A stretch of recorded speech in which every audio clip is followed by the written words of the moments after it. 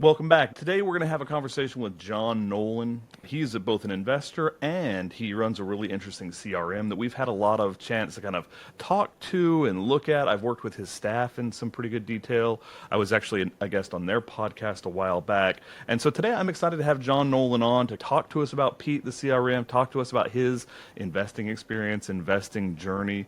Thank you so much for joining us, John. How did you get involved in investing in real estate? Well, thanks for having me on. I appreciate it, Jeremy. Started in real estate. That's kind of a long story. I'll give you the short version first. My parents had a couple rentals when I was growing up. I was in high school. I had to do some work for one at one of them, and the light bulb clicked that the tenants had paid the mortgage off. So this was kind of like, in my high school mind, free money for the rest of their life. Fast forward quite a while, about 15 years, my wife and I had some money sitting around making basically nothing in a savings account.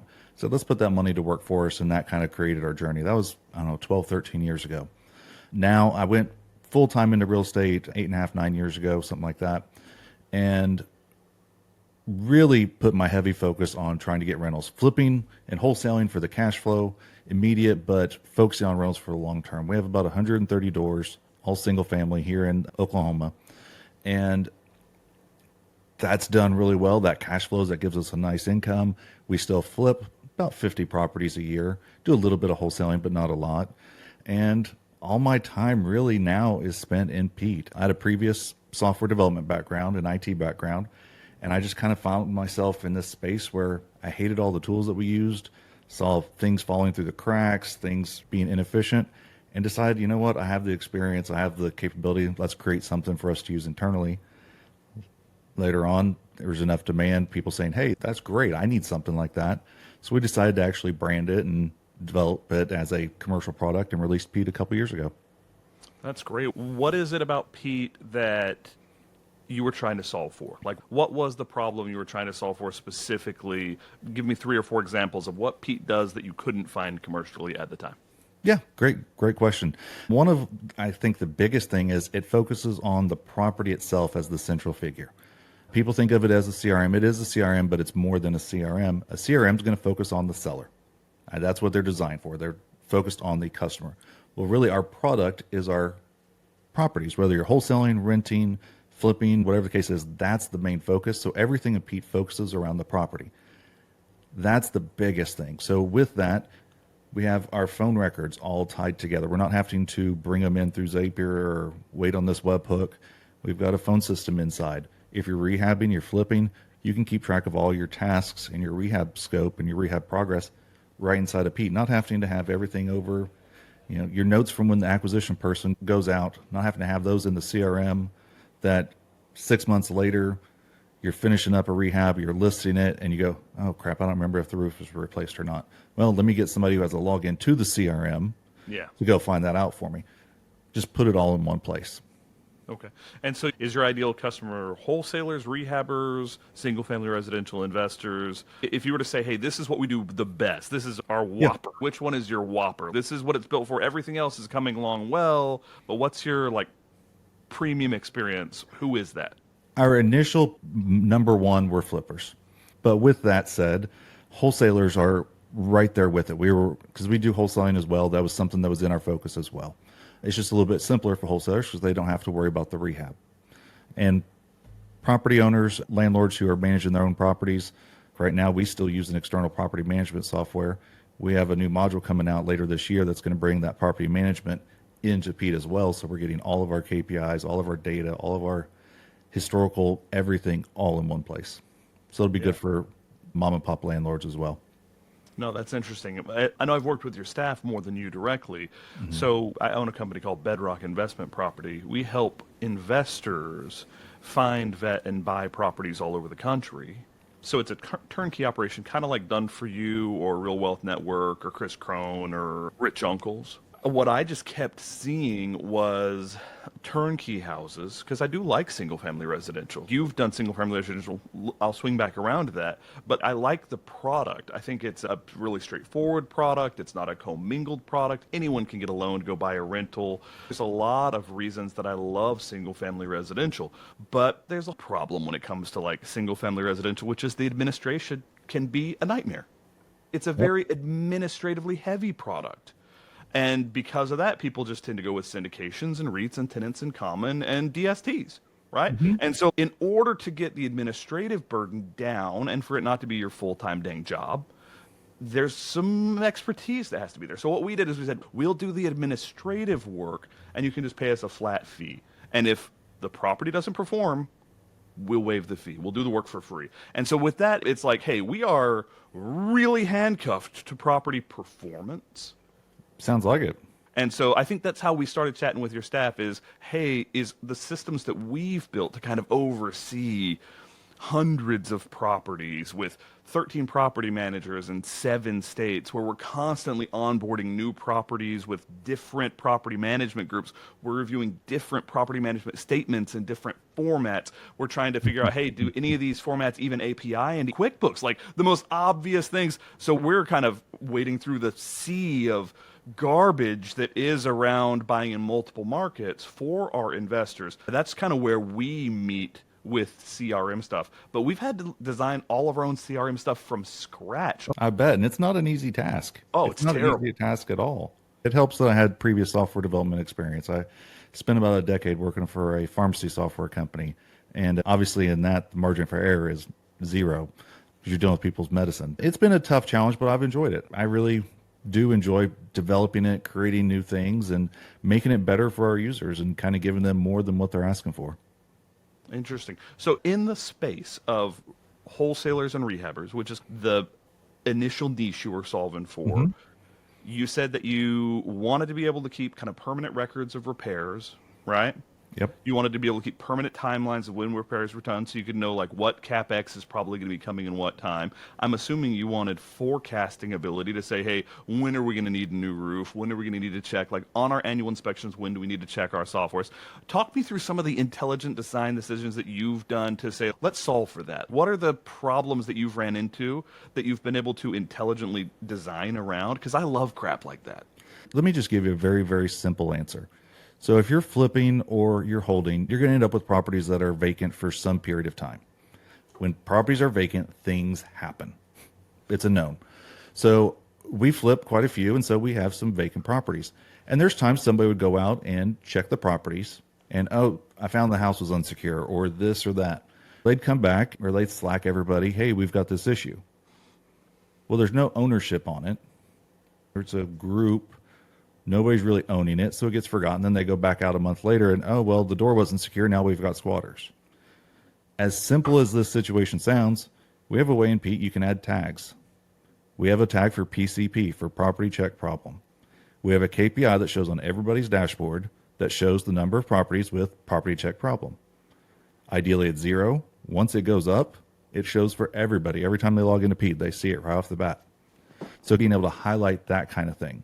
But then also, a lot of times people, they have a CRM, they have a phone system, they have files in Google Drive, they have e-signatures over in DocuSign, they've got stuff all over the place.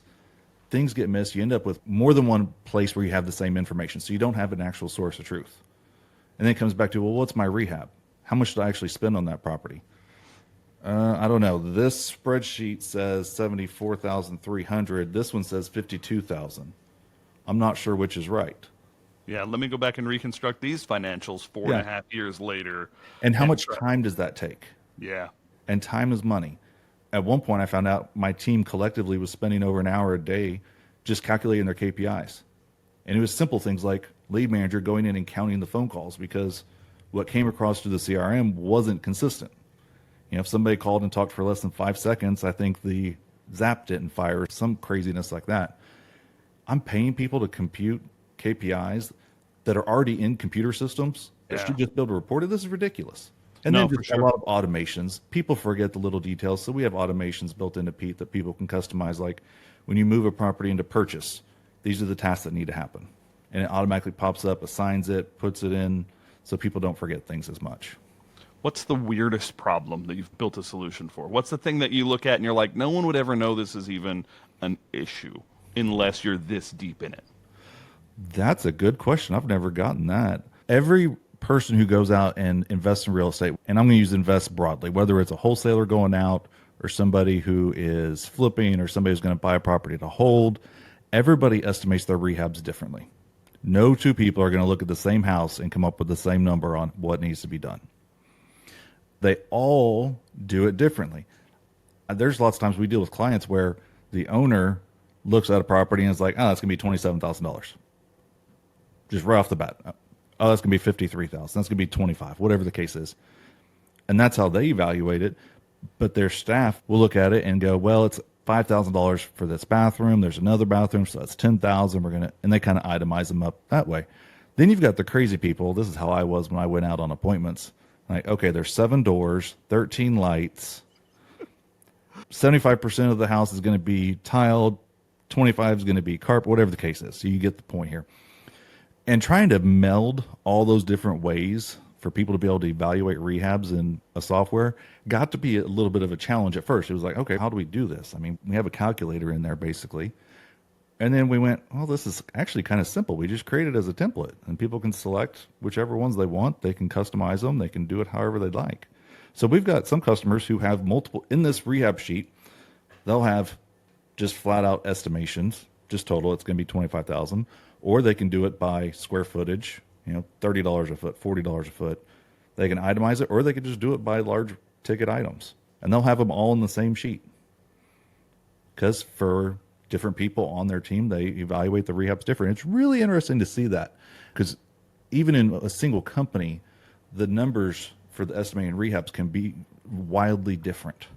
That's interesting. But that's another item that I find interesting that we've done in our system or in our team is that gives the ability to loop back and see how we were doing. So our acquisition manager can go back later and see what the rehab scope was when the project was completed and go, oh, I missed that the roof needed to be replaced on this one. Or, oh, I thought this roof would need to be replaced, but it wasn't. So you can use that as a feedback loop. No, and it's interesting. Like, I know in ERs, anytime they lose a patient, they'll chat for a little while. They'll get around and they'll do a quick post-mortem and say, hey, what happened? What could we have done better? What can we learn from? Right? We just did a rehab for, the initial bid was 132, and it came in at like 175. And it's like, okay, things get more expensive. We planned for 30%. That was within spec. However, this was a GC who had contacted us. He brought us the deal. He was like, hey, I'll do the work for cost, and then we'll split profit on the other end. It was his realtor who he brought in, and we did this rehab kind of, he's a good GC. We've worked with him before. We were like, okay, this is going to be good. But somewhere in the conversation between him and the realtor, he heard, $799 as the after repair value. And he was like, hey, we can do these other things and add these other things to the thing and still stay under budget. And when it came time to sell, I was talking to the realtor, and the realtor's like, what are you talking, $799? Like, I think this thing's worth $725, maybe. And he's like, I've always said $725 to this GC. And so these wires got crossed, right? 2 trusted partners, 2 good partners, 2 people who were doing work, and they just didn't communicate clearly. And so I was like, okay, number 1, never do that again. And number 2, you're going to waive a whole ton to your fees, and you're going to waive a whole ton of fees, and I'm going to waive a whole ton of my fees, and our minimum price is $740. Period. Like, I'll pull it off the market and do an Airbnb. I will not go to $725. And so we basically all just broke even at the end of the day. But it's that same thing that you're talking about. I tell people all the time, humans are imperfect. Human communication is imperfect. You have to have some grace when it comes to just accepting, hey, human communication is not perfect here. And so there's going to be some mistakes. So in your software, it's amazing that at the end, you're at 175, right? You started out 132. You could technically sit around for a 5-minute meeting and say, how did we miss by 40 grand? Yep. Right? Exactly. You missed the roof. I missed the water heater. This. You could kind of spell it out and say, okay, next time we know what to look for, right? You can train even someone who's new to the business and kind of help them understand through the process of how they're supposed to be setting up these bids and how to communicate something homogeneously, vertically in a company. I love that. I love that idea. Yeah. We all make mistakes. We all make assumptions, and sometimes those assumptions are right. Sometimes they're wrong. And having everything in one place makes it easy to go back and compare those. For instance, we don't have property management fully in Pete yet, but we still track the property. So we're able to go back. We could have a rental that we've had for 4 or 5 years, and then something comes up. You deal with property management. Like, hey, how old's the hot water tank in this house? I have no idea. Oh, it's right there. It's in our notes. We don't have to go anywhere else. Absolutely. How old is the roof? I know we Yeah. inspected it when we bought it, but we've now had roof damage. What is the ratio of repair from this insurance claim going to be before we get a bid? And is it going to, yeah, no, for sure. Yeah. For sure. And putting all those, I mean, we could jump into a whole other subject with AI, but a lot of what AI does is it gets knowledge and brings it into you. Yeah. You could think of it that way. In the same realm with Pete, we're bringing all this knowledge in about this property to put it in one place. Our property manager has the notes from when we originally went out to the property, when we originally did the rehab, all the maintenance tickets that have ever happened. So they're able to make informed decisions so much easier. I can totally get that. I think it's Ray Dalio that says problems plus reflection equals growth. In my church, we call it like a redemptive experience. Almost anything that you go through in your life, if you look back on it and try to pull the valuable things, you'll come out with more humility, you'll come out with more compassion, you'll come out with more empathy. In my book, the really hard times that I've had have been more valuable than the good times, right? Like all the character moments. So what experience comes to your mind where you're like, hey, this is an experience I had that really shaped the way I live or shaped the way I do business? I would have to say it's a combination of my time spent in the Marine Corps and then also after that, my time contracting overseas, mainly in the Middle East.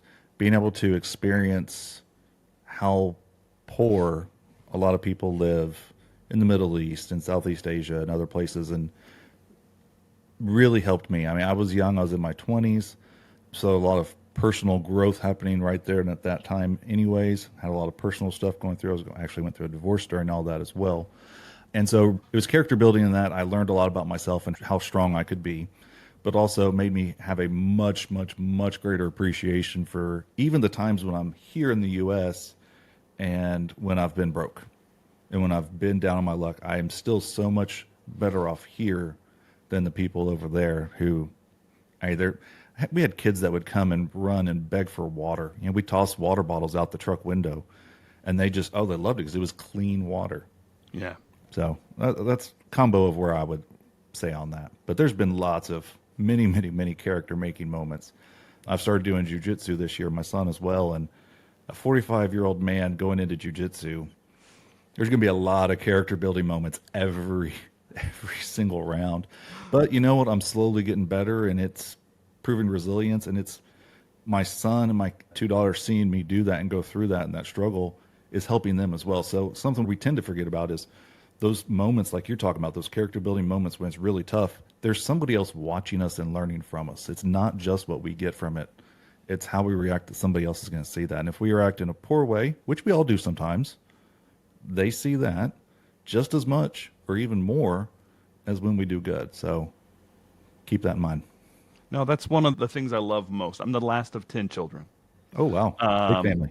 And yeah, huge family. And it's one of those things, being the last of 10 kids, you get a lot of that vicarious learning. And that's one of the things I think why it matters to have good, functional, valuable relationships, close relationships in your life. You can learn a lot from people that you love. Like my oldest brother has gone through 30 years of chronic migraines, and it has not taught me what it has taught him. But it has taught me gratitude for my health.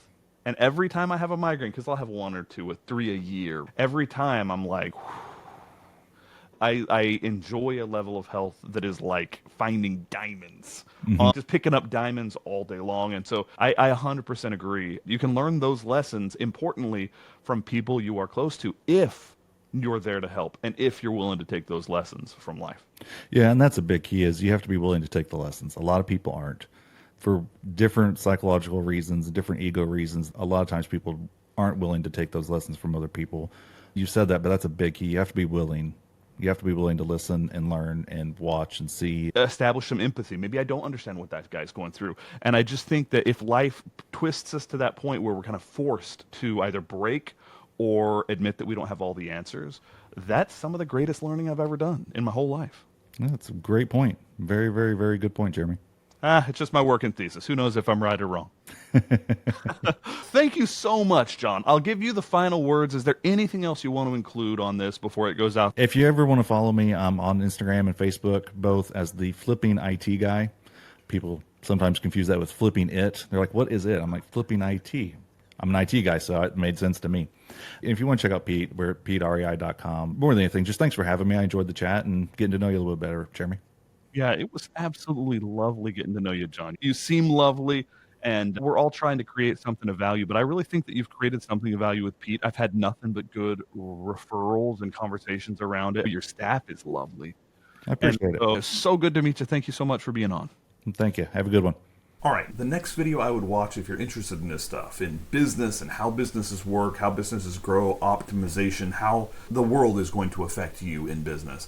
The next video I would watch is Trump's Tariffs Explained. The day after Liberation Day of 2025, I went on and talked about a bandage company that I own and how Trump's tariffs are going to impact that. It has now been almost a year, and man, I called it. I batted a damn 1,000 on that video. If you want to know other complicated things around business, from my experience building 17 to 25 companies, that's the next video I would watch. Batted 1,000 on that. Called my shot, did a full-blown Babe Ruth. Hope you enjoy. Bye-bye.